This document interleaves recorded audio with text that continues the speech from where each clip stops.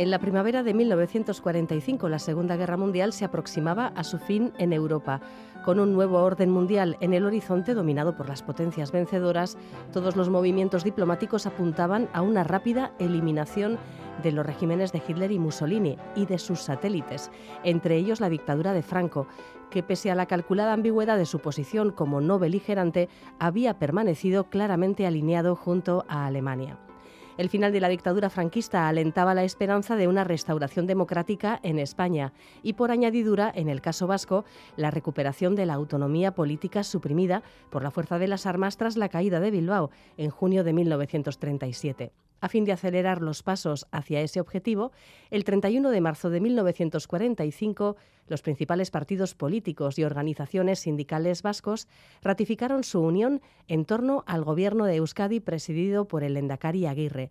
Fue el llamado Pacto de Bayona, del que se cumplen 80 años. Es el tema que tratamos con Juan Aguirre desde Eusko Ikaskuntza. Gabón, Juan.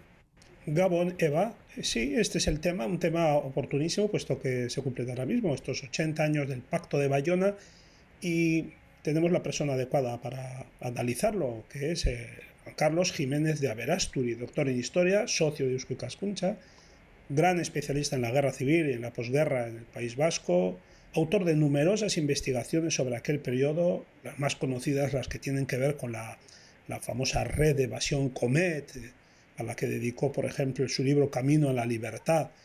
También otros títulos como El Servicio del Extranjero, Historia del Servicio Vasco de Información, entre el 36 y el 43, o sobre las políticas vascas durante la Segunda Guerra Mundial, titulado De la derrota a la esperanza, también Iparralde bajo la ocupación nazi, 1940-1944, un profundo ensayo histórico sobre la ocupación en suelo vasco. Así que le saludamos, Gabón, Juan Carlos. Gabón. Sí, Gabón. Pongámonos a la materia, a analizar los antecedentes primeramente de aquel Pacto de Bayona. Podríamos remontarnos, si te parece bien, a los comienzos de aquel año, el año 45, cuando el Partido Comunista de Euskadi se lamentaba de que la resistencia armada aquí entre nosotros pues no acababa de despegar. Entonces, esto parece indicar, corrígeme si no, que había división entre las fuerzas antifranquistas vascas sobre la estrategia a seguir en esos últimos compases de la guerra mundial. Parece como que unos, caso del PC, propugnaban la actividad guerrillera, mientras otros eran partidarios de la acción diplomática y política. ¿Esto es así? Quizá un poco esquemático, pero la realidad es bastante compleja.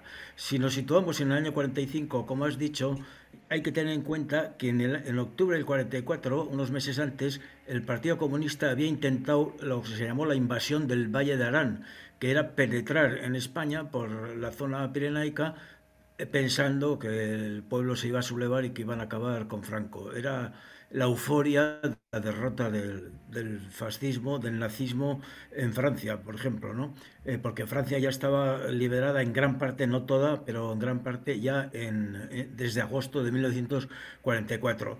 La guerra mundial fue un hecho que afectó a todos los partidos, no solo a los vascos. Todos tuvieron que sufrir la influencia y la división. La división desde el punto de vista del espacio, algunos estaban en América, otros estaban en Francia y otros estaban en las cárceles o estaban en el interior. Esto dificultaba mucho la comunicación entre unos y otros para tomar decisiones políticas. Y luego las conclusiones a las que habían llegado cada partido por su cuenta, ya digo, muy divididos, muy poco comunicados, pues eran complejas, ¿no? Entonces, para lo que me dices de la división del exilio, pues existía realmente una división, bueno, si nos ceñimos al ámbito vasco, bastante importante. Cuando empezó el exilio, en el 39-40, el Partido Nacionalista Vasco se reunió en Meudon, en los afueras de París, era el Euskadi Buru Batzar, no todos, pero bueno, la mayoría, y entonces ahí decidieron que la República se había acabado, que el Estatuto de Autonomía ya no tenía ningún sentido porque estaba incluido dentro de la República y que había que actuar de manera completamente independiente con las autoridades republicanas. Este mensaje, ya digo, con la gran dificultad de comunicaciones que había, lo recogió Irujo, que estaba en Londres. Allí formó el Consejo Nacional Vasco de Londres en el que adoptó estas medidas. O sea, nosotros no tenemos nada que ver con los republicanos ni con España, y esto nos da libertad para negociar con instancias o autoridades del extranjero que nos puedan permitir volver a Euskadi, pero de una manera más o menos independiente. Porque claro, entonces se pensaba que Hitler iba a invadir, iba a entrar en España y que con la ayuda de Franco iban a entrar en Gibraltar. Entonces pensaban que los aliados y sobre todo Gran Bretaña tendrían necesidad de cualquiera que les pudiese ayudar, y en concreto, por supuesto, con los vascos. Y este fue un poco el planteamiento al principio, esto es al principio, de Irujo en Londres y un poco del Partido Nacionalista, y luego Aguirre, cuando llega a América en el 41, que llega poco antes del ataque de Pearl Harbor, es decir, poco antes de que Estados Unidos entre en la guerra mundial, bueno, pues sigue con esos, un poco en la cabeza con esos acuerdos que ha habido, pero allí pues se enfrenta con una realidad más compleja, ¿no? Tiene contactos con las autoridades americanas, empieza a desarrollar el Servicio Vasco de Información en Latinoamérica y en el interior, y luego entra un poco en el juego del restablecimiento de la República Española en el exilio, que es muy complejo y dura muchos años, y luego, bueno, pues está el tema de la reconstrucción del gobierno vasco, que entonces no existía más que teóricamente, por decirlo rápidamente, no existía más que en el papel. En febrero de 1945, durante la Conferencia de Yalta, los líderes de las tres potencias vencedoras, Unión Soviética, Estados Unidos y Gran Bretaña, mostraron posiciones divergentes en torno a qué hacer con la dictadura española. ¿Cuáles eran estas diferencias? Bueno, estas diferencias eran, bueno, no solo en Yalta, luego posteriormente en Potsdam, luego también en San Francisco, cuando se crean las Naciones Unidas, siempre surge el mismo tema.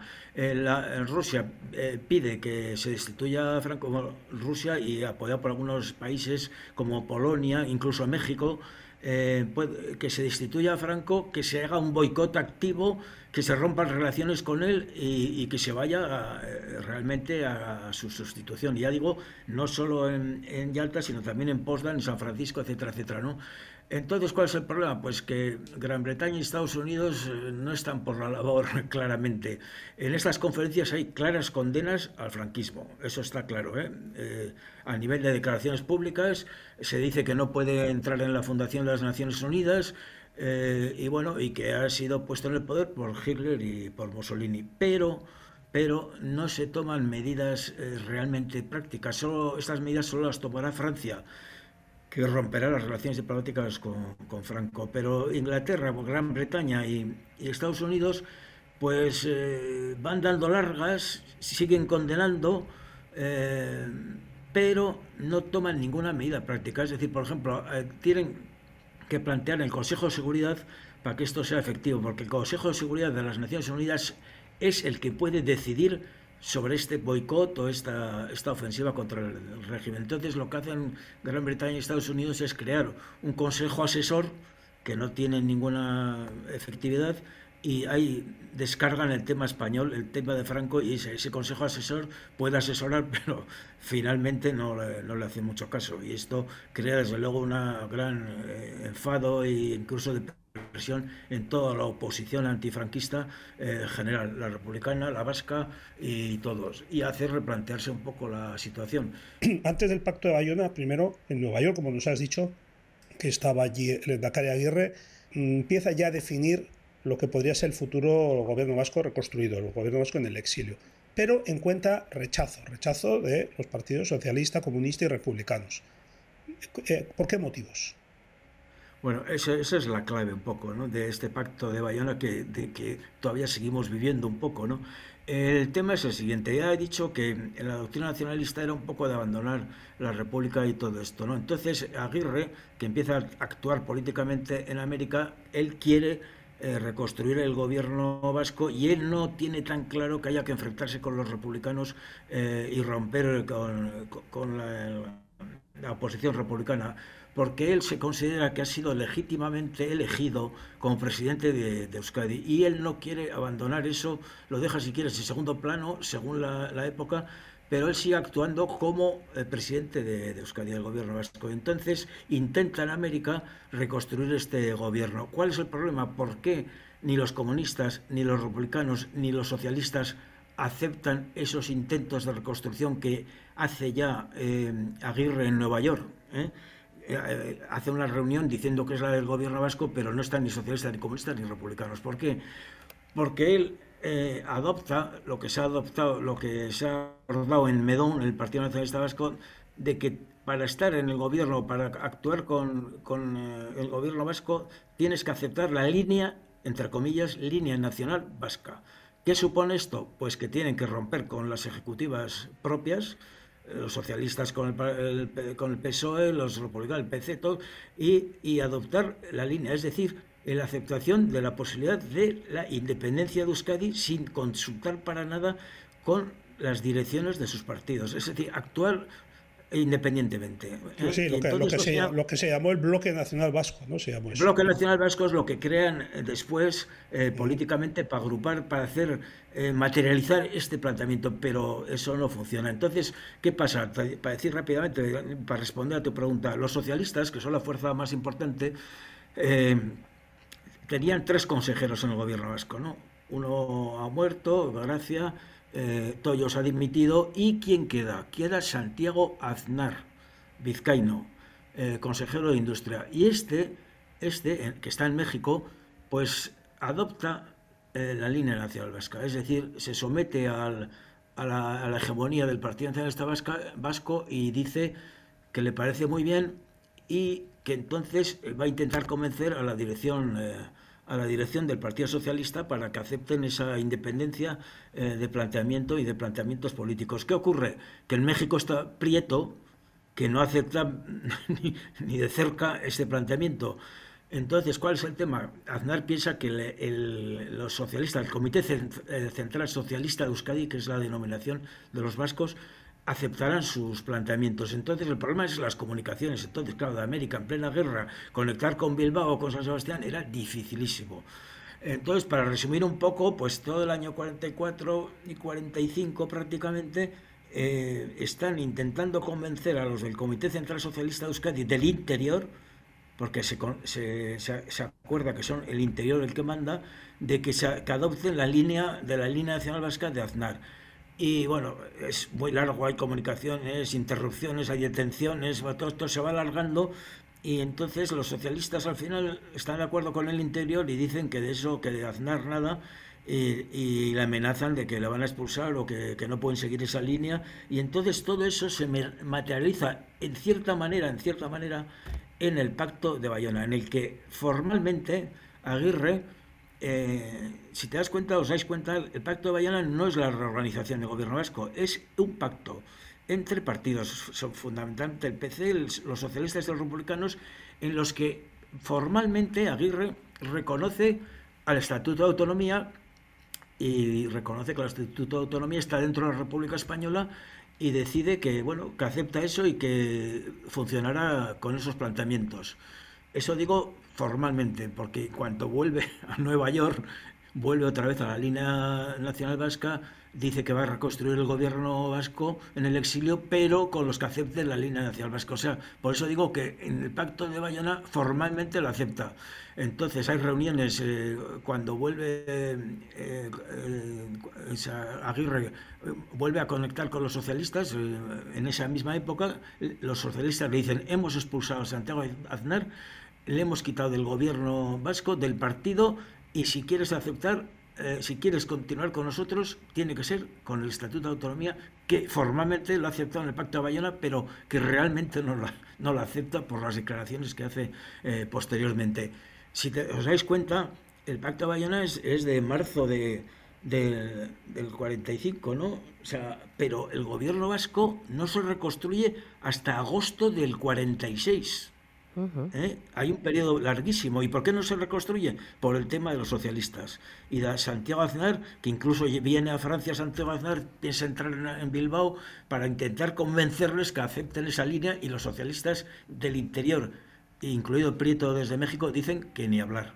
Y si no, que se salen del gobierno o que no entran en el gobierno. Y ese es un poco el planteamiento, un poco esquemático, por supuesto, porque dura 2 años o 3 el tema. Ese es el asunto del Pacto de Bayona. El Pacto de Bayona es el primer paso que se dará para la reconstrucción del gobierno vasco, pero el gobierno vasco, ya digo, repito, que se reconstruye en agosto del 46. Sí, vemos que hay distancias ideológicas y distancias físicas que podían ser insalvables Sí. en algunos momentos. En todo caso, el Pacto de Bayona, ¿qué objetivo se fija y cuáles son los principales contenidos que salen adelante? Se fija en la aceptación del Estatuto de Autonomía, del reconocimiento del Gobierno de la República y luego, claro, crean un consejo consultivo que está en el interior para que pues colabore con el Gobierno vasco, que no existe todavía, lo repito, ¿eh? Y bueno, en teoría, ya digo, entra hasta el Partido Comunista. Es un primer paso para reconstruir el Gobierno vasco, pero que por ese tipo de negociaciones políticas pues tarda mucho tiempo. Ahora es el primer paso y públicamente y publicitado y que sale en la prensa y todo, pero la realidad es que ya no tarda mucho tiempo. Se trataba de recuperar la legitimidad que había tenido el gobierno vasco durante la República, ya en tiempo de guerra, cuando se estableció el Sí. estatuto. Claro, Bueno, se trataba. sí. Bien, Bueno, hay que tener en entonces, cuenta también hay otros factores, porque no es muy complicado explicar todo, pero por ejemplo en aquella época, ya en el 46, que es cuando se crea el gobierno vasco, Prieto, por ejemplo, y otros grupos republicanos están hablando de hacer el pacto con los monárquicos para quitar a Franco sí. del medio. Y claro, mucha gente, por ejemplo el Partido Nacionalista, piensan que los monárquicos no van a reconocer ni siquiera el Estatuto de Autonomía. Claro, Y claro, entonces las cosas empiezan a cambiar un poco. Luego también, bueno, pues están la postura de americanos y de británicos, que no están por la labor de apoyar ninguna restauración ni republicana ni cosa ni democrática, con la excusa de que van a ganar los comunistas, etcétera, etcétera, ¿no? Y bueno, y esa es un poco la historia. Bueno, al mismo tiempo, si nos situamos en marzo-abril del 45, cuando se firma el Pacto de Bayona, hay que tener en cuenta que en esa misma época el batallón Guernica está luchando contra los nazis en el Medoc. ¿eh? En eso, o sea, cuando llega Aguirre visita a los heridos del batallón, por ejemplo.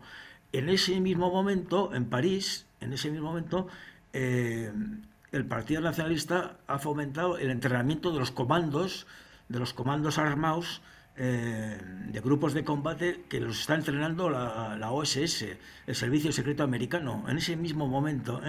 Entonces, bueno, pues hay un momento que la hegemonía práctica, material, sigue siendo un poco del Partido Nacionalista Vasco, que le viene bien apoyarse en el gobierno vasco, pero que actúa un poco independientemente. Entonces, las perspectivas que en ese momento tienen son bastante grandes, ¿no? O sea, ya digo, tienen un batallón en activo, están con los servicios secretos para crear un batallón, o sea, otro batallón que lo crea, vamos, y bueno, y los objetivos piensan que la cosa va a ir a más. O se está pensando en que Franco tiene que caer en un momento u otro, como no puede dejar de ser, puesto que Hitler y Mussolini han caído, ¿no? O sea, pero ya digo que la situación frente al peligro monárquico, que se llama así entre comillas, pues va cambiando también la situación del Partido Nacionalista, de Aguirre mismo, ¿no?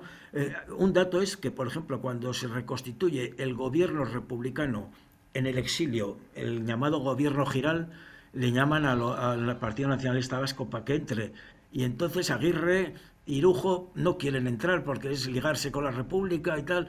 Pero el EBB, el Euskadi Buru Batzar, les dice que sí, y entonces le mandan a Irujo como ministro del gobierno republicano en el exilio, que es el llamado gobierno Giral, que es también del 46.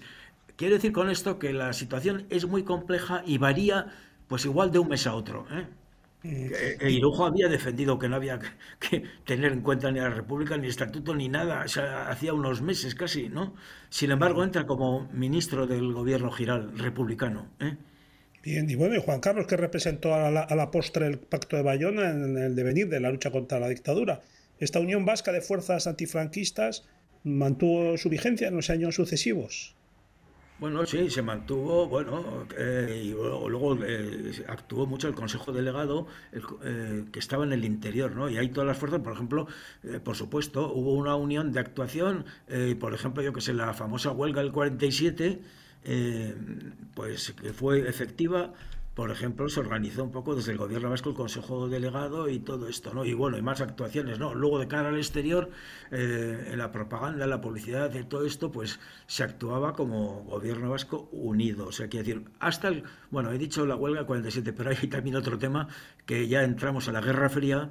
En el 47 ya es, por así decirlo, entre comillas, el estallido de la Guerra Civil, de la Guerra Fría, perdón, y hay, por ejemplo, expulsan a Leandro Carro, que es el consejero comunista en el gobierno vasco, lo expulsan, porque bueno, es el tiempo, es la época.